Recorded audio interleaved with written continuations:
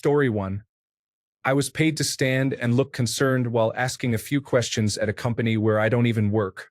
The project was delayed, and the owner wanted the person to hurry up. I just have that kind of face. I look thoughtful, as if I were distracted and didn't have time to be there. I pretended to respond to annoying text messages, then looked up to ask a few random technical questions, not to be disrespectful or slow the person down, but to appear knowledgeable about the various technology systems involved, as if I had done this 1,000 times and there was a significant amount of money at stake. I should have received an award for my performance. A real client wouldn't have done any better. I didn't intimidate him or frustrate him. I just made the situation seem very important. The owner was laughing in the office and said he believed me. Story 2. In 1999, you could be paid to surf the internet with a browser add-on that displayed advertisements. You needed to actively click and move your mouse. This was my first experience with automation, aimed at fraudulently surfing and getting paid. Story 3. Once a man pulled over with his friends in another car and gave me $10 to throw a drink into their window. Story 4. I don't know if it's strange, but my all-time favorite way to make easy money was trimming. I could easily make a couple of $1,000s a day just hanging out with friends. That was the only work I did until I finished college. Honestly, if legalization hadn't caused the price to drop, I'd still do it, but nobody is paying $500 a pound to trimmers anymore. Story 5. I underwent an MRI and then a CT scan with radioactive fluid injected into my bloodstream while answering questions to measure brain activity at my university. I received $150 for my participation. I did not enjoy the MRI. Story 6. One day, I found brand new copies of Titanfall 2 at Dollarama for $4 each. I grabbed 20 without really thinking and ended up reselling them for $25 each. I didn't expect it to actually work, but it turned out to be a lucky find. Story 7. I was a turkey catcher. A couple of days before Thanksgiving, I would stand in a refrigerated room and catch turkeys as they came off the truck from the farm once processed, sorting them by weight and size. Story 8. I ate sticks of butter for money in college. People kept paying me to do it, so I continued. Story 9. I assisted the field maintenance teams at several youth soccer tournaments many years ago and received my payment entirely in $1 bills from the soda vending machines. Story 10. In the 1980s, during the summer, we would take the bus to the beach from ages 13 to 16. On the way back, we would stop at Knott's Berry Farm, where there were always hundreds of people buying tickets to enter. We would get a transfer pass to ride the bus for free, then tell people, "My parents dropped us off, but the ticket price increased by $1 and I am short $1. Can you help me?" In about an hour, we would collect about $20, then go back the next day and visit Studio K. I think tickets back then were around $20 at 6 p.m. Also, back then, you could scrape a penny down to the size of a dime to fool the parking meters. Story 11. I helped pay for college by participating in clinical trials for a company testing new drug formulations. The key was selecting studies of harmless medications that had a history of safety but were being released in a new form. It was the easiest money I have ever made. Additionally, the income turned out not to be taxable. Story 12. I tended to my friend's indoor cannabis grow. It's legal here, but his setup was poorly constructed. There were cinder block towers with 5-gallon buckets on top, about 25 in a 10 by 10 space. There were a lot of fans without guards, and everything had to be just right. I had to strip down and contort my body to water each plant, check the lights, groom, and clip. When a male plant appeared in the center, I had to perform crop surgery. Felt oddly intimate, even though I was completely alone for weeks.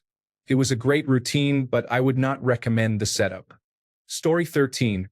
Way back when Beanie Babies were popular, a woman paid me to go into a store and buy a specific one. I couldn't tell you which, because they had limited the sale to one per customer. I was just sitting outside on a bench, smoking a cigarette, when she approached me. I didn't make much, maybe $20, but it was unusual and it was easy money. Story 14. On a cruise ship, we bought 4 beers as the last bar closed on the final night of the cruise. A man gave us €50 for 2 of them because he missed the last call. Story 15. I sell unused bandwidth and get paid via PayPal every month. I'm not entirely sure what is being received or sent, which may be problematic. Story 16. I wasn't the one doing inappropriate activities. When I was into leatherworking, I made a custom cuff and collar set with D-rings. Story 17. When I was in 7th grade, I bought a box of big sticks of bazooka bubble gum for $3.60. While sitting in class, the kid next to me handed me a quarter for a piece. I made enough to buy 2 boxes the next day and started my in-class bubble gum hustle. Kept me supplied with free bubble gum for the rest of the year, along with a locker half full of gum. Story 18. I arrived at a house party with some friends and stood outside on the porch charging people a $5 cover fee to get in. I didn't even know the people who lived there, and there was definitely no cover fee. I made enough money that my friends and I went to order a pizza and some drinks together and watched a movie at my house at the end of the night. Story 19.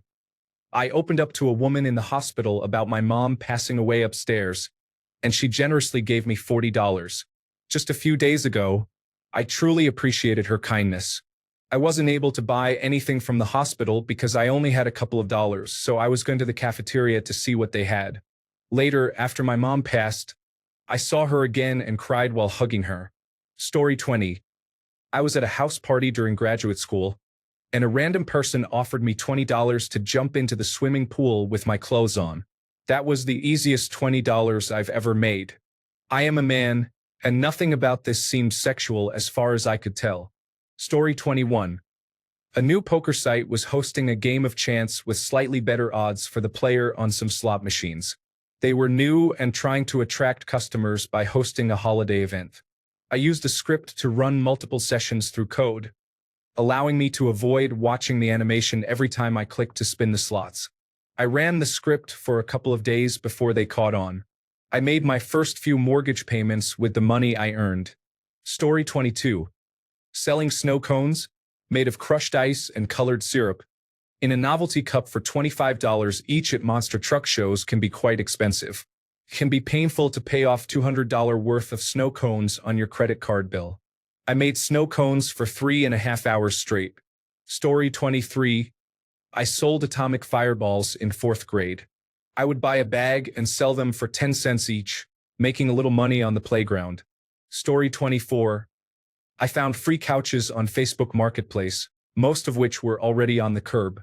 My brother and I would rent a moving truck to pick them up, take nice pictures, and post them online. We sold them for $400 to $500 each. It was the easiest money ever, but you do need a place to store them. Story 25.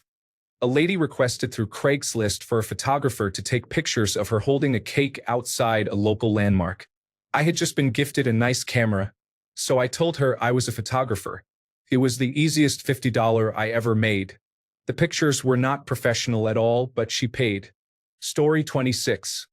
I worked sorting kangaroo scrotums for size. It was almost 30 years ago, and I can still almost taste that smell. Go ahead. Ask me anything. Story 27. I participated as a test subject for pulse oximeters developed by my company.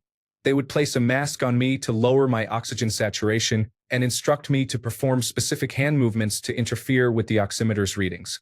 I was compensated $50 for an hour of work during company time. Story 28.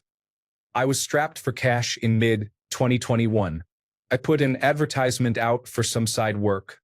A day or two went by, and I received an email asking if I had work boots, which was a fair question without further context. Fast forward to the reply, when the person asked if they were used and whether I would sell them. At that point, it seemed a bit strange to me. I said yes, assuming he needed a larger pair for his job and couldn't find size 15s, but I was mistaken. He offered $300 for a pair of used shoes and 2 pairs of used socks. I knew in my heart that this purchase wasn't a proper transaction, but $300 at the time was life-changing. I proceeded to meet him at a gas station off a highway exit, made the exchange, got my cash, and I would do that deal every day of the week if I could. Story 29. The place I work uses a training platform called Axonify. I offered all the new employees the opportunity to complete their training for $100. Approximately 70 to 80% of them accepted the offer. Story 30. It passed out flyers for a woman named Debbie Merrill, who was a mildly iconic roller skating pop culture figure in the 1970s and 1980s. She was well past her prime by the time I started passing out flyers and working in her office. Business was slow going. She was very demanding, but I didn't mind because she was too skinny, wiry, and eccentric to be threatening. Story 31. Soy mesera y me han dejado buena propina por explicar por qué la Coca-Cola de vidrio sabe mejor y por qué es necesario saber cómo almacenar las cosas. También le ayudé con su tarea a una niña. Además, me dediqué a vender postres. Un profesor amaba el flan que hacía con poca azúcar. Un día llegó y dijo que si le invitaban un flan, no daría clases. Vendí lo que me quedaba y él se llevó 4 flanes a su casa. Así que no tuve clases durante 2 horas. Story 32. When I was 18, I was hired by the Alcoholic Beverage Control to visit liquor stores and order alcohol to see if they would check my identification correctly. I wasn't allowed to lie. We weren't trying to trap or trick anyone, and I had to be honest about my age when asked. If they sold me alcohol, I would go back to the police car, and the officer would enter the store to issue a ticket. The store could lose its liquor license if it failed a few times.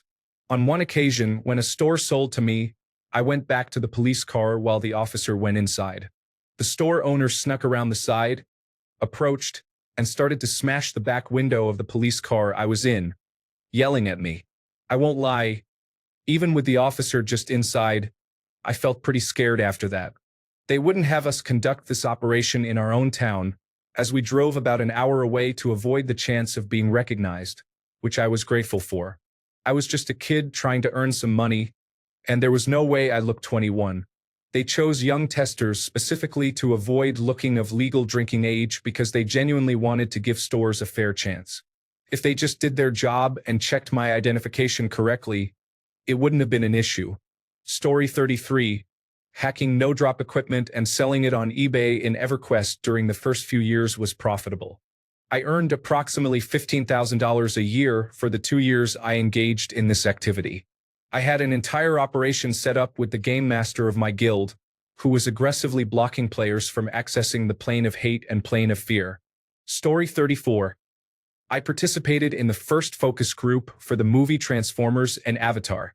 I received $300 to share my opinions on both films at the age of 15. Story 35. My mom signed my brother and me up for flu vaccine stage 4 medical testing at a neurologist's office an hour away from home. They gave me a debit card with $100 added per visit and a total of $500. I was about 14 years old, which felt like a good amount of money. I told my older sister, who was 17 and living in the area on her own. She and her boyfriend participated in an Ebola vaccine study that paid $8,000 in total. Those were wild times. Honestly, I'm pretty broke and I'm probably going to see what's going on at that place. Story 36. I was quite a talker and instigator. I would find out who had conflicts in my neighborhood or school and would incite tensions until they wanted to fight. I set up the location and charged the local kids a few dollars to watch. I took some of the profit to buy spicy chips, root beer, and candy, which I sold at the fights and from my bedroom window. Story 37. I worked at a campground as a teenager, and some of the male staff paid me to do their laundry. I had a no underwear policy. They lasted about 4 weeks before they caved and learned to do it themselves so they could have clean underwear.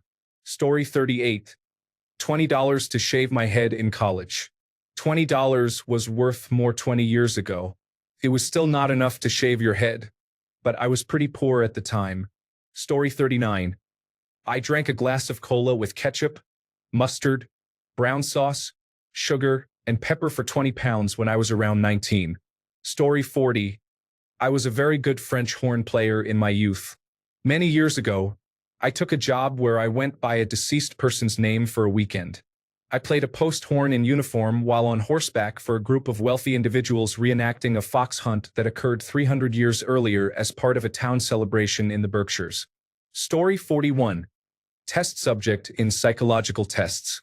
I quickly realized that if I mentioned being suicidal, they would ask more questions, and I would receive more compensation.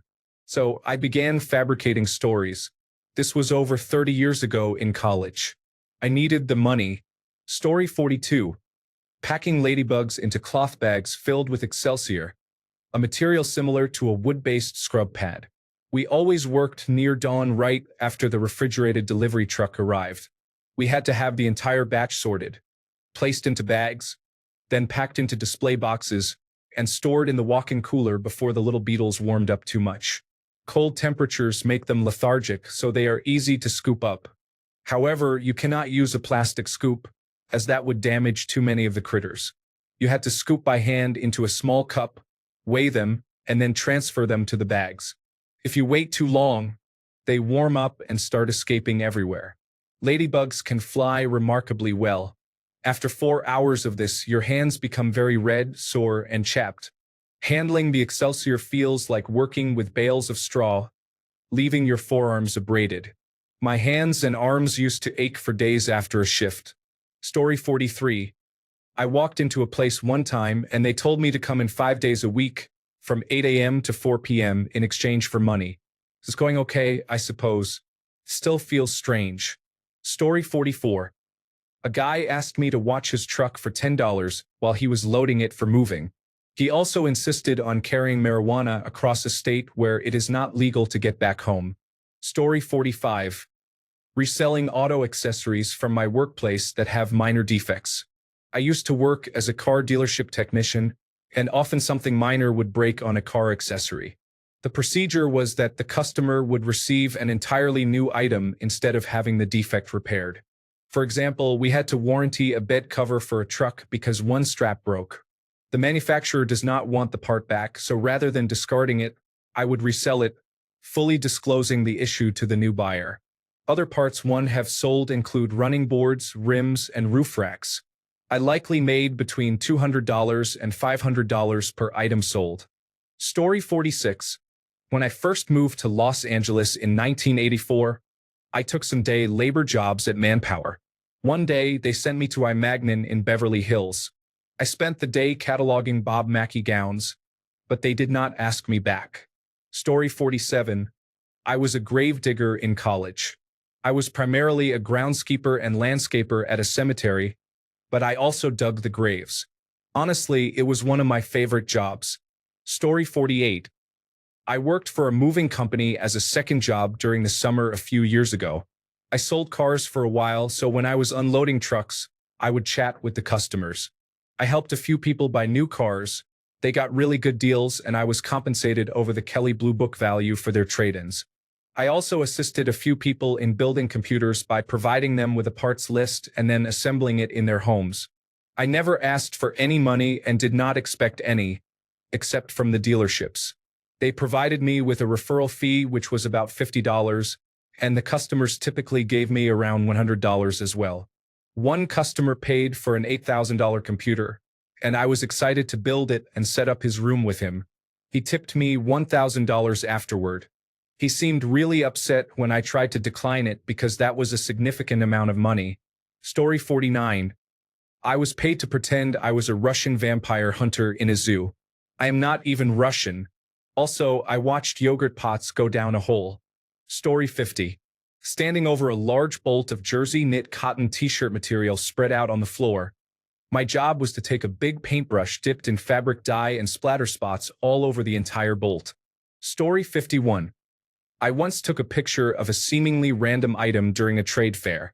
I uploaded it to my web gallery and forgot about it. A couple of weeks later, I received an email from the Financial Times asking where to send the $50 check. They had found and used the image for their publication. Story 52. When I was younger, I met someone who said I had a nice laugh. 2 weeks later, I landed a commercial as a voice actor, and all I had to do was record different versions of my laugh. I then went on to become a voice actor for other commercials, but that was a strange start. Story 53. I was paid to create concept artwork for a cat litter commercial a long time ago. I am unsure if it was ever produced. Story 54. Depending on the number of drivers, remote control drag racing can have larger events with payouts up to $25,000 for a 3-second race. Story 55. When I was a kid around Christmas, I would gather a particular evergreen shrub that people used to make wreaths and grave blankets. In college, I worked for a taste testing and food research company. I would sample lunch meats, macaroni and cheese, or sometimes just cups of liquid, and rate their sweetness or bitterness. Story 56. I have two interesting stories to share. I used to take on various odd jobs from Craigslist for extra cash. There were some unusual experiences around 2009. First, a man posted a vague advertisement that mentioned working your own hours, needing reliable transportation, and offering $15 an hour. I emailed him and he responded fairly quickly. The entire job involved driving around, collecting cardboard boxes from dumpsters, breaking them down, and taking them to a warehouse in a very shady part of Dallas, Texas, where I would get paid 20 cents per box. I never figured out what they were actually doing, and the whole situation felt suspect. No names were ever given, and I never encountered anyone. I simply dropped off the boxes outside a roll-up door and received payment through PayPal a few hours later. It was quite strange.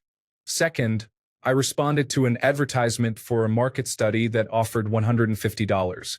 I was selected and instructed to show up at a specific time at a nondescript small office building in the more upscale part of Garland, Texas. After finding the correct suite, I waited in a waiting room that felt unsettlingly bland. When my name was called, I was led into an extraordinarily bizarre room. It was large, with little cubicles lining the walls like band or orchestra practice rooms in a school, or private offices in a hotel or convention center lobby. We had to walk past all of them to reach a room at the end. Each cubicle had a glass front wall, allowing a person with a clipboard to see inside.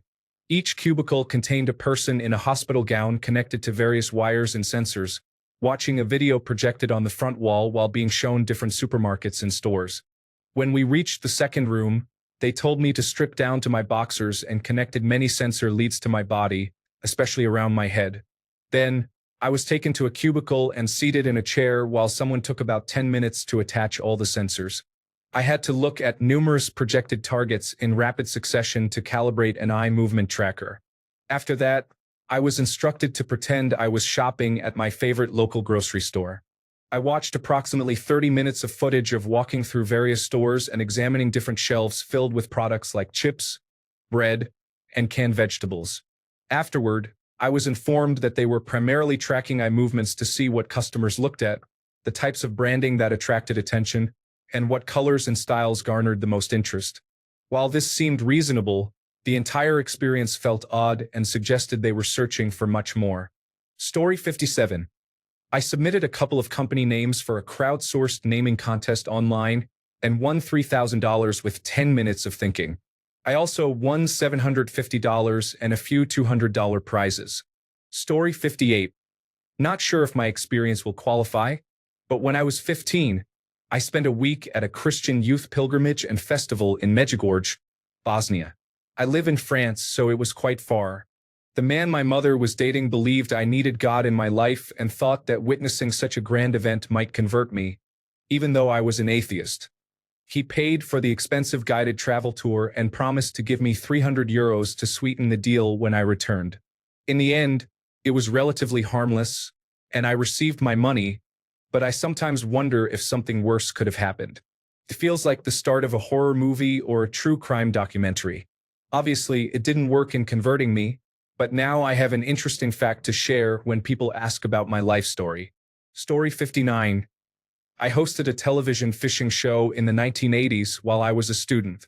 They wanted a young woman and I fit the role. Story 60. At a mall, my friend and I had some drinks. We put the cup down and started playing hacky sack. People began dropping money into the empty cup, but then we were asked to leave for panhandling. Story 61. In the mid-70s, all my friends had paper routes. They were making about $20 a week, delivering morning and evening papers. I started going around the neighborhood and collecting paper, accumulating about a ton each week. Recyclers were paying $50 a ton at that time. The people I collected paper from also began saving their aluminum cans for me. I was 11 years old and earning almost $100 a week. I had to give my dad some gas money and a little extra for loading and driving the truck to the recycler. Story 62. When I was 13, my high school art teacher bought one of my assignments for $60. She only gave me a B- for it. Story 63. When I was 9, I went door to door selling tadpoles that I had scooped out of a pond. No one bought any, but a man gave me a quarter to leave his porch. Story 64. I was a touring cage fighter and tournament kickboxer for 6 years. It's strange to look back and say, I used to punch people for a living. Story 65. I entered a 100% draw, similar to a 50% draw, but the person running it received nothing because they were not allowed by the dating message board they used to organize the event to collect money from attendees. I won $296 in loonies and toonies. Story 66. Removing bird droppings from my boss's pool and then decorating it with plastic snakes to scare the birds away. Story 67. I made about $400 posting some old rock music from the early 2010s to SoundCloud. We still keep in touch, but that project is currently on hold. Hopefully, it picks back up because that was good money. Story 68. When I lost my job, I had to sell some of my prized designer handbags, including 3 Louis Vuittons, which I relied on for 3 months. Story 69. In a small town in the Midwest, after a heavy snowfall, I used to shovel driveways as a teenager. One year, my neighbor asked if I would remove the snow from his roof to prevent it from collapsing. I got a ladder and found that I only had to nudge the snow to get most of it to slide off. He paid me 4 times the amount I earned for shoveling a driveway, so I spent the rest of that winter and the next going from roof to roof making great money. Story 70. I sold 3 pairs of old high heels to a former male neighbor who stopped to chat while I was cleaning my garage. It was the easiest $300 I ever made, and I had no judgment about what he planned to do with the shoes. Story 71. I was paid to create a highlight mask on security camera footage for the Federal Bureau of Investigation, which aired on local news stations. Story 72. I counted the number of people entering a specific parking lot entrance for 2 days. On both days, the total was 4. It was a major supermarket that likely received over 1,000 cars each day, but through my entrance, only 4 individuals came. Story 73. There is a multi-billion-dollar company that pays me thousands of dollars a month to sit in front of a computer for 8 hours a day and respond to messages from people I have never seen in real life. Story 74. A guy gave me $20 and a free drink of my choice to talk with him at the club, so his ex would get jealous. Apparently, it worked because his ex was crying in the bathroom. Story 75. I stayed in my car near a dumpster overnight and made sure no one discarded any garbage in it.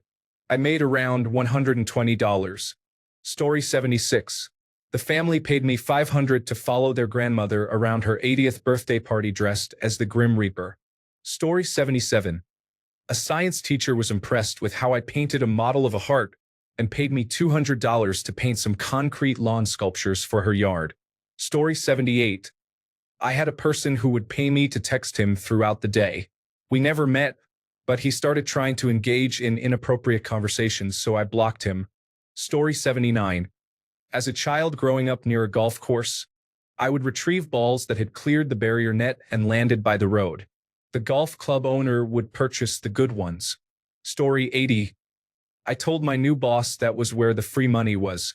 He was selling new appliances, making very little profit, hauling old appliances to recycle and making minimal income from that as well. He never listened, so I offered to haul the old appliances off for him. Then I started fixing, cleaning, and selling them out of a 3-car garage I rented. Soon, I was bringing in $5,000 or $6,000 a month without even working full-time. For 3 or 4 years, winter or summer didn't matter. Somewhere along the way, he found out how much I was making, so I had to share the profit with him. Then, being part of a religion that is often considered greedy, he decided he could do the same thing himself and leave me out of it. He tried but failed because he was too slow, easily distracted, or started asking too high a price for them. I heard later that he was back to hauling the old ones to recycle again, making very little income. All he had to do was stay out of the way and let me share the profits with him, but he couldn't do that. Apparently, his beliefs kept him from succeeding easily. Story 81. I played Diablo 3 during the real money auction house days, and at one point was earning more per day than my full-time office job. The thrill of coming home to multiple $250 drops was incredible. Story 82. In the early 90s, the company my father worked for wanted their manuals translated from WordPerfect into HTML. This was the dawn of websites, so there was no software available to do this for you. I, at around 16 years old, taught myself programming mainly in BASIC and wrote a program to do most of the work. It took me a few days to process thousands of manual pages, and it worked great. I was paid a full month's salary, approximately FL 2000, which is around €2,500 today. Quite a sum for a teenager and not bad for less than a week's work. Story 83. I helped conduct a roadside survey for a few weeks in college. We were flown to various parts of the country each weekend to conduct surveys in the middle of the night, from 10 p.m. to 3 a.m. We would set up in random parking lots, wave people in, and then ask them a questionnaire. We offered $10 for a saliva sample and $50 for a blood sample. We also had a phlebotomist on site to collect blood samples in the back of a minivan. It paid really well, but people were generally confused about why a group of young adults was trying to direct them into empty parking lots in the middle of the night. Story 84. I bought 2 bulk boxes of Magic, the Gathering singles that the comic book store was selling, which I imagine they thought were junk. I found a variety of Beta, Arabian Nights, Antiquities, the Dark, and Legends cards. I paid $40 for the 2 bulk boxes and made over $2,000 from the cards. I kept a few cards for my collection but sold a Beta Howling Mine, 2 City in a Bottle, a Gwendolyn D. Corsi, Hazezen, a Land Equilibrium, Pyramids, and others. To this day, I cannot believe I stumbled upon those rare cards and feel fortunate they helped me during a time of need. Story 85. I created a bot to click links and made $15 per day. They figured it out and changed their pay calculation to $1 per action after the click, which then converted to 5 cents per day. Story 86. I was paid $20 to break into my high school cooking teacher's ex-husband's computer when I was 15 years old. I believe I used Backtrack at that time, around 2008 or 2009. A few years later, a motel offered me a box of beer to hack into the security camera and recording system left behind by the previous owners and reconfigure it. I suppose when you play around with technology, there are various unexpected ways to earn some money. Story 87. I played the flute as a tween while waiting for a position playing a cooler instrument in the school band to open up. Christmas time came around, and my friend and I joined forces to busk in the mall, playing Christmas carols. We made some decent money, but nothing crazy. A few days later, my friend's mother made him busk with his sister instead. So I went and did it all on my own. I was as innocent as they come back then, and definitely looked it. Seeing me play Christmas carols in the mall alone must have struck a chord because I made a significant amount of money, around $300 a day for a few hours of playing. Back in the mid-90s, that was a considerable amount of cash for a kid to earn. I don't remember what I spent it on, but I felt like I was meant for those weeks leading up to Christmas. Story 88. I have participated in a clinical drug study where I received supermarket vouchers and petrol vouchers each month to test medications. It was unconventional, but I enjoyed the experience. Story 89. I buy and sell items and had an agreement to purchase items for a significant amount. The seller I was negotiating with received a higher offer from someone else that I could not match. Although we had a handshake deal, I understood and encouraged them to take the better offer. A few days later, they contacted me because they felt bad about not honoring our agreement and provided me with a substantial amount of money as compensation. Story 90. At university, I was paid to distribute flyers about Christianity, although I am an atheist. Shortly after university, I took a temporary job inspecting screws in a factory. I had a set of different sized bolts to test the screws with. If they worked, I would place the screw in the box on the left. If they got stuck or didn't work, I would place them in the box on the right. Story 91. I work for a software testing platform, and my most frequent task is testing the McDonald's app during new promotions. I am paid to order food in various ways such as drive-thru, kiosk, and front counter. as well as to test different combinations and modifications to meals to ensure the app functions correctly.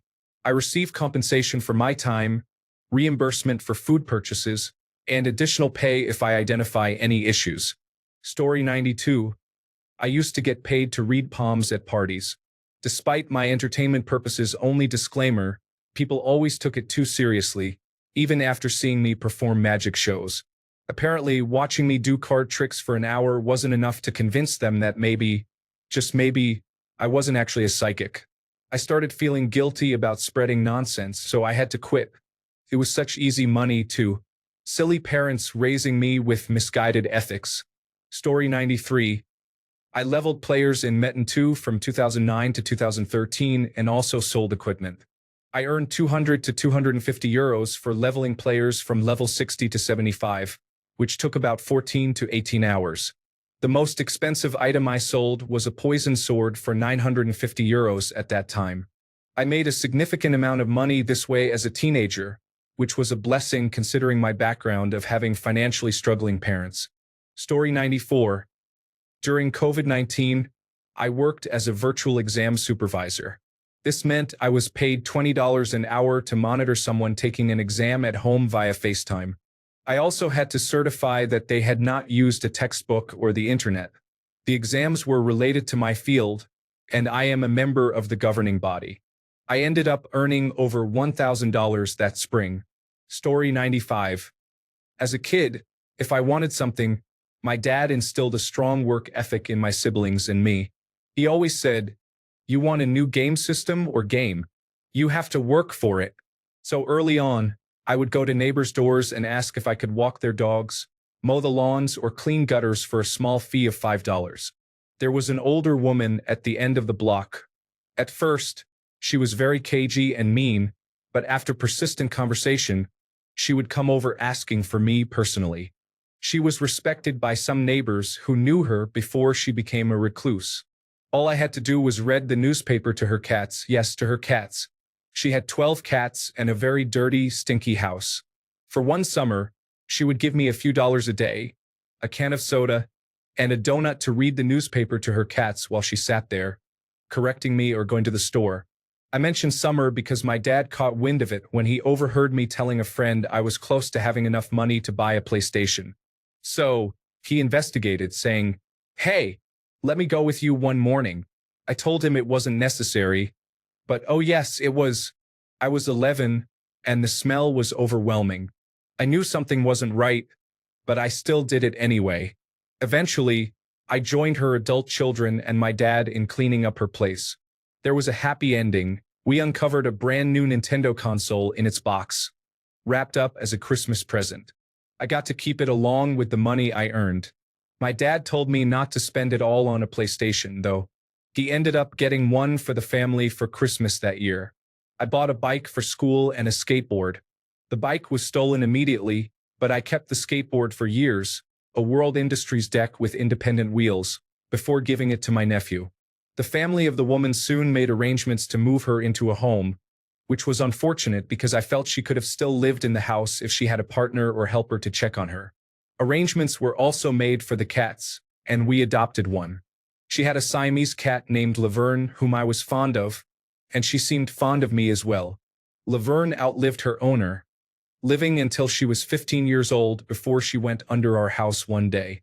She ran out when my brother opened the door one morning, went under the house, and passed away, as many older cats do. I feel bad nowadays about taking advantage of the lady, and I won't name her because some people in the neighborhood became critical after hearing she had to move, finding out it was because of kids. But I also feel like her children shouldn't have abandoned her as they did, only helping her when they discovered she was paying an 11-year-old to read newspapers to her cats. Story 96. I used to be a dancer in a nightclub during college. It was a club from the 1950s and 1960s. We would perform dances to music from that era or other songs we felt matched the mood, like Ballroom Blitz. We wore slacks, t-shirts, and suspenders, nothing like what adult dancers would typically wear. Story 97. I once sold my sister to a neighbor for $2. However, they requested a refund once they realized how annoying she was. Thanks a bunch for sticking around till the end of the video. Remember to subscribe, and until next time, stay awesome and goodbye.